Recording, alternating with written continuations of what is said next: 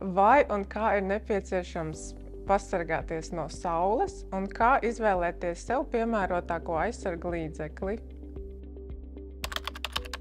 Jā, šis ir ļoti aktuāls jautājums par sauli. Vispirms gribētu uzsvērt, ka saule mums ir absolūti nepieciešama.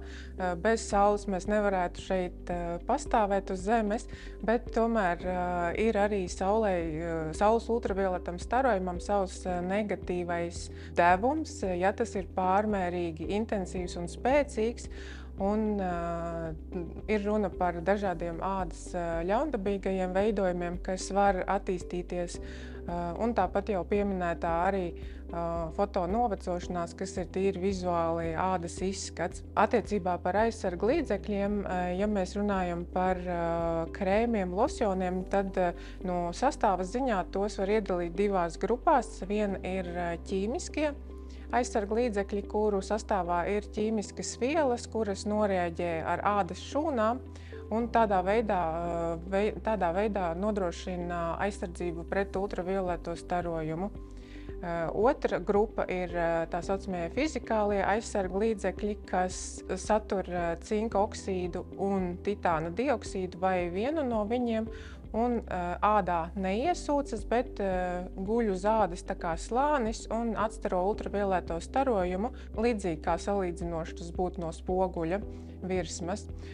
Šie fizikālie aizsargu līdzekļi ir piemēroti arī cilvēkiem ar jūtīgu ādu, arī bērniem, arī zīdaiņiem no 6 mēnešu vecuma, jo nepastāv risks tik liels katrā gadījumā uz alerģiskām reakcijām. Protams, ir jāskatās vienmēr arī pilnais sastāvs, jo dažkārt arī šiem fizikālajiem saules aizsargu līdzekļiem tiek pievienotas kaut kādas smaržvielas, kas arī var izraisīt reakcijas, bet pats aizsargu faktors ir visdrošākais tīri no ādas jūtības viedokļa.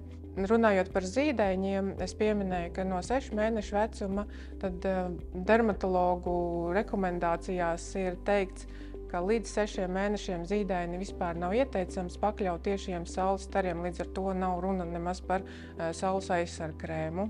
Vēl ko es gribētu atgādināt, runājot par saules aizsardzību, ka ir iespējams arī pasargāties no pārāk intensīva starojuma, izmantojot dažādu speciālu apģērbu. Tā būtu, piemēram, saules cepura ar platām malām, saules brilles, arī nosedzošs apģērbs. Vienīgi šeit jāatcerās, ka ultravioletie stari arī tiek atstaroti no virsmām, no ūdens virsmām, tad līdz ar to arī nepietiks tikai ar saules cepuri, jo, piemēram, braucot ar kuģīti vai ar jahtu, var rasties stiprs apdegums, jo tiks atstarots no ūdens. Un vienmēr arī var tomēr sekot līdzi laika prognozēm par šo ultravioletā starojuma intensitāti un arī tomēr izvēlēties aktivitātes dienas laikā, jo intensīvākais saules starojums ir no rīta apmēram no 10 līdz 2 dienā.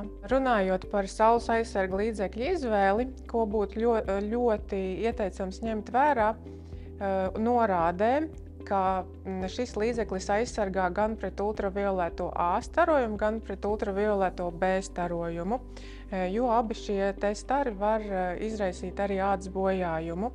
Otrs ir SPF faktors, un pēc pētījumiem vismaz SPF 30 ir nepieciešams, lai efektīvi aizsargātu ādu.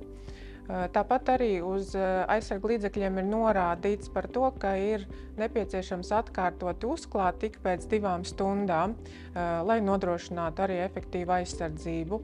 Pārējais jau ir ļoti individuāli, vai tas būs jūtīgai ādai, vai taukainai, vai sausai. Tad attiecīgi cilvēks var izvēlēties dažādas konsistences līdzekli, vai tas būs krēms, vai ziede, vai pieniņš. Šobrīd ražotāji ir ļoti pie tā piestrādājuši, lai katram būtu iespēja izvēlēties sev atbilstošāko.